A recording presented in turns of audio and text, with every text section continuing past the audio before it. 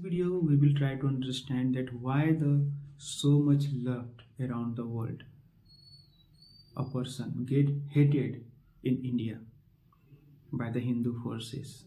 I am talking about the Buddha. So not Hindu, you can say, like Hindu is a very new term, so it's better to say the Brahmanical forces or the exploiting forces, exploiters forces. So Brahmanical forces why hated the Buddha so much? What the Buddha had done to them? See, understand, in society there is always a parasite group. They do not produce anything. In today's world, if you will see, it's the elite, capitalist elite group. They invest in the capital market, financial market, and earn.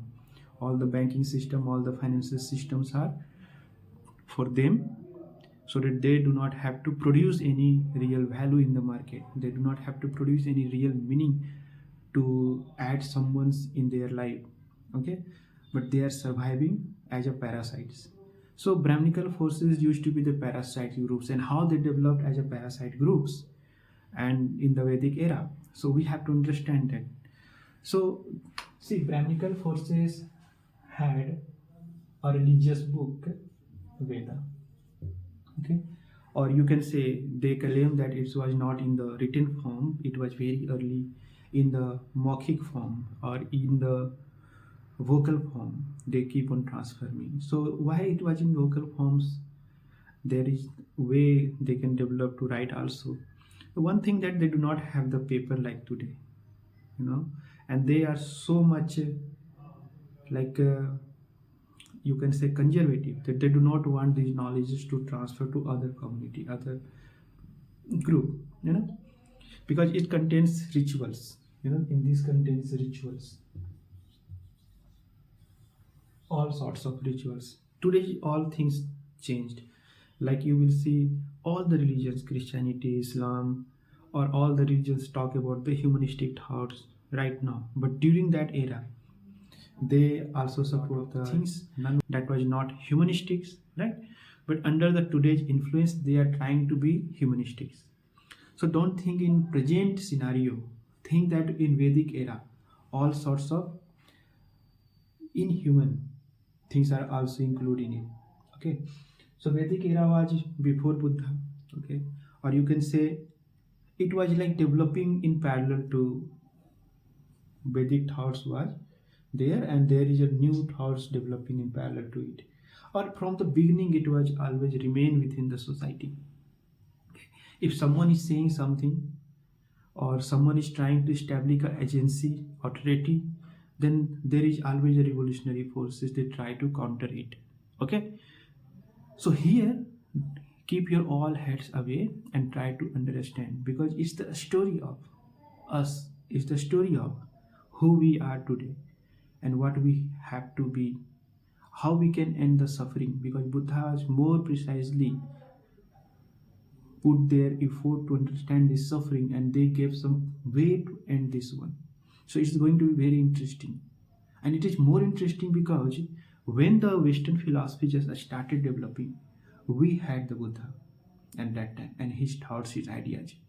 So understand it, there was a Vedic rituals which is established by the Brahmanical forces. Why I am saying the Brahmanical forces? Because in Veda, in the Rig Veda, there is a word bri. Bri. In Hindi it's bri. Okay. So from bri, Brahma comes. It means to grow, develop. But it was the main thing here. Okay. And Veda is aporusya for the Brahmanical forces. They say that this Veda is aporusya.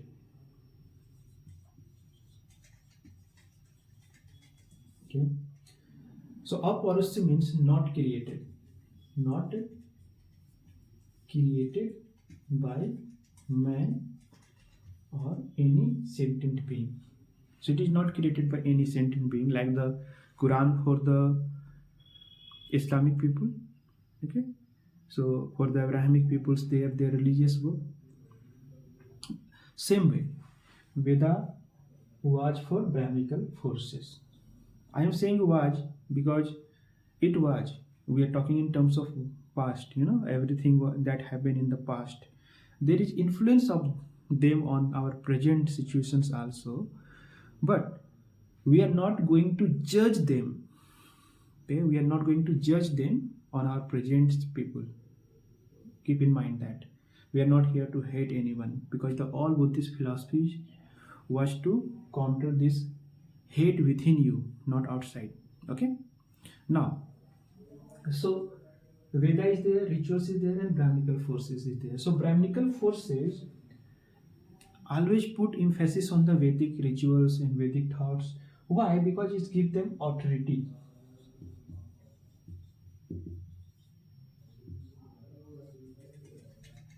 Right? Authority on Veda. So when you have authority on some external agency, so Veda is also an external agency. It is not inside you and not found inside, common in everybody. You know.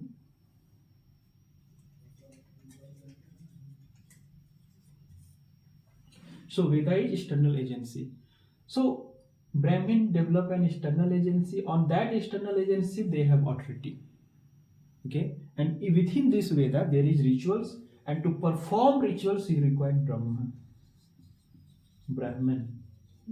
Even they give themselves name Brahman, because it is in the Veda. So terminology is very important here, because all games are happening theoretically and terminologically, right? And their influence happening on the society. So Brahmanical forces created Veda, Vedic rituals, and they have authority on that. And because Veda is an external agency, so everybody cannot claim on it.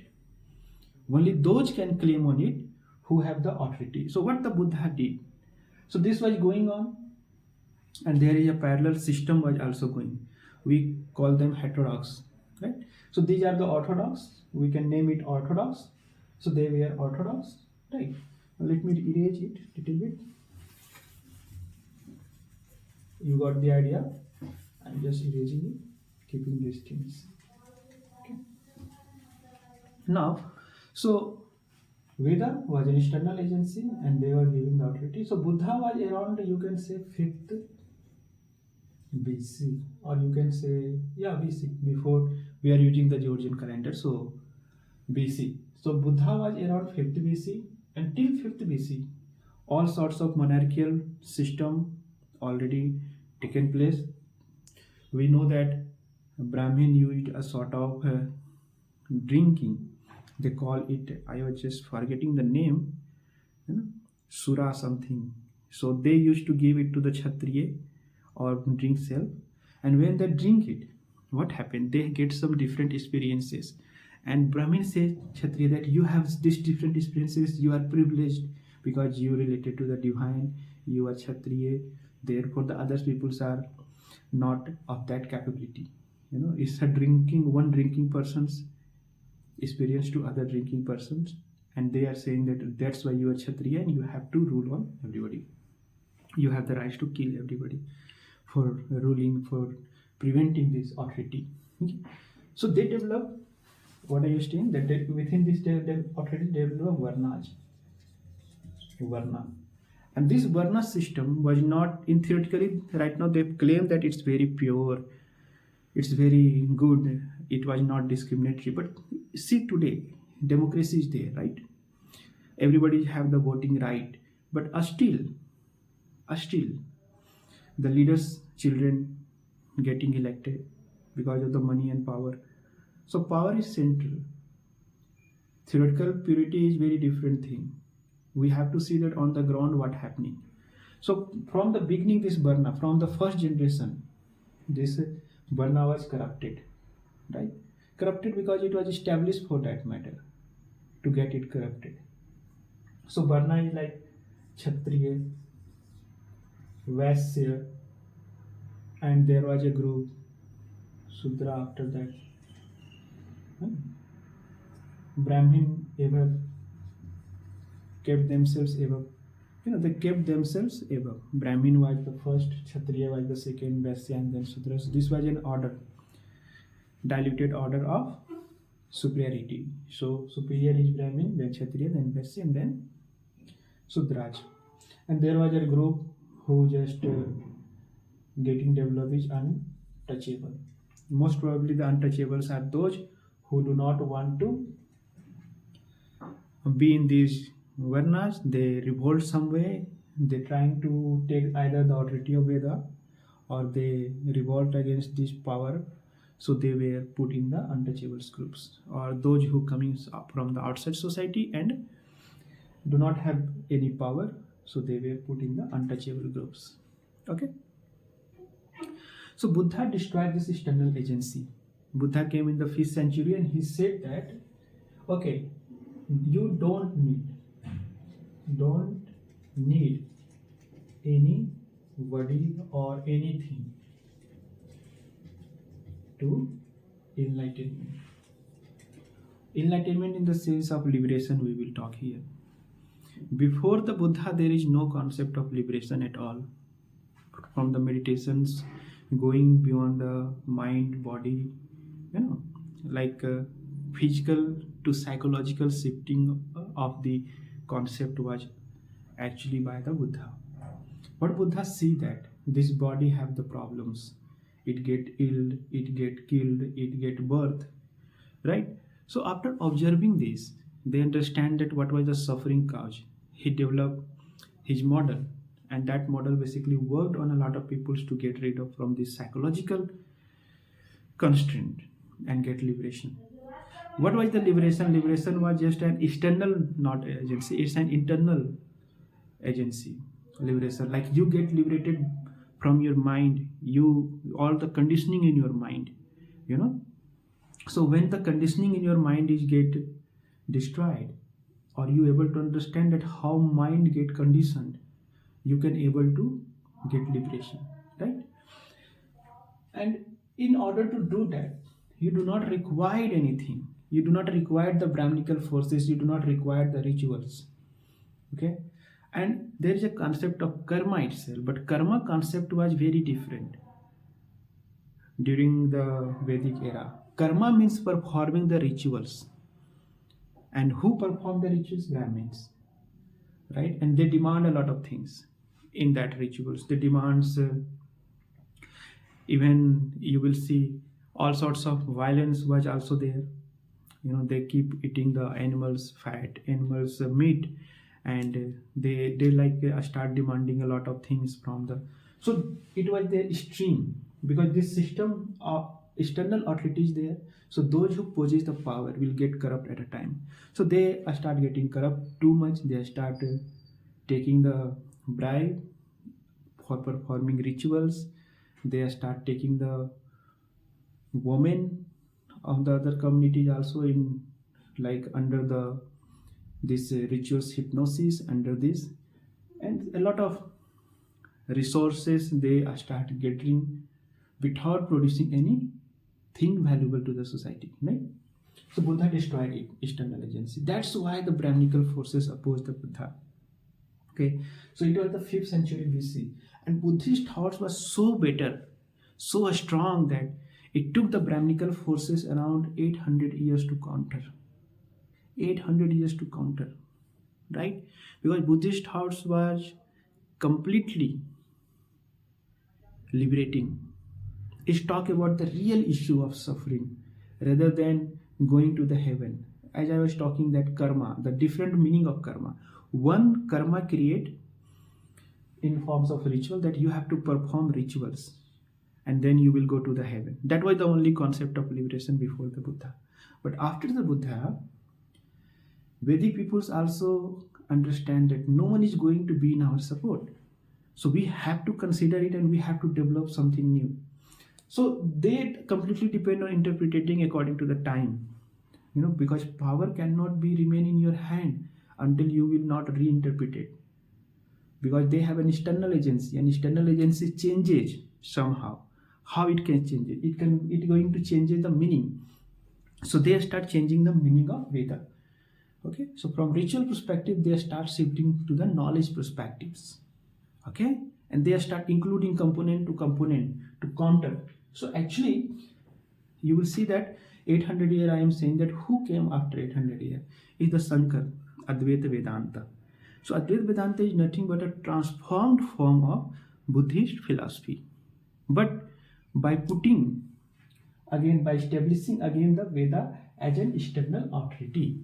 Okay, now let me erase and let you explain. So till now I hope you understand that what Buddha did. He destroyed this external agency, and that's why Brahmanical forces, because they had the habit, custom of living as a parasite, so they do not able to get more consumer for their market.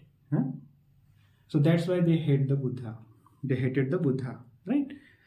And they hated so much that when they get the Hindu king in the system, they allow this Buddhist monk to kill, so that therefore they had to leave the India. Therefore you will see that today, even in archaeological survey, we find a lot of Buddhist places, but they do not talk about the Buddhist philosophy, because Buddhist philosophy is against their interest, against their non-productive habit. So what I am talking, that in 5th BC, Buddha was there. Buddha is there, and in around like 7 to 8, you can say AD or ACE, after Common Era, BCE, Common Era. So before Common Era, 500, and here like the century. So you can say not 800 years. It took around how much? 80 years, around 1300 years. So what was happening in this 1300 years before coming to the, and in it, here who came? Shankar, who established Vedanta philosophy. Vedanta philosophy as Advaita. Okay, so Advaita was a very diplomatic situation. It was not there to help anyone's problem, suffering. It was there to re-establish Veda. Of course, Buddha already solved the problem of suffering. So they have to consider them. They have to also give some philosophical ideas for that solution also. Because it's how he can establish if he is not including the something good before. So they included, but in a different manner, in that manner, so that they can re-establish the Veda. So they again established the external agency. And once this external agency established, what was happening? After Vedanta, Advaita Veda, you will say there is Visishta Advaita. And then game started. Visishta Advaita was there. It is like Ramanuj established this Visishta Advaita, and then there is Dvaita Advaita also, Dvaitavad also, dualistic philosophy also. So they start diluting it, and then they re-establish all the Brahmanical businesses. So during this, there is a parallel system developed, that is Vedanta. It is not part of the Veda. It was not part of the Veda, but it was a parallel system Vedanta developed. Okay, and everything depends on interpretations. And you know that in logically we can interpret anything. So interpretation is very different than the real concepts. So they again established this situation. But in 1947, Ambedkar comes and he again brought the Buddhist philosophy in a different manner to see it from the socialist perspectives. And then again you will see in India there is a lot of new Buddhist. Okay, so Buddha in India was hated so much, loved so much, and because he had the idea, he had the philosophy that can liberate you from the suffering. And these peoples are still what they are doing. They are the parasites, and they are still trying to fight with Buddha. Okay, but the new generation, what I am seeing, that they are accepting the Buddha and Buddhist philosophy, and they are understanding that no, we should not indulge in the fight, and mental or physical fight. We have to pay attention on our liberation, on our happiness. Okay, so I think the situations will going to change, and it is changing. Hope in this video you understand that why the Brahmanical forces hated the Buddha. Okay.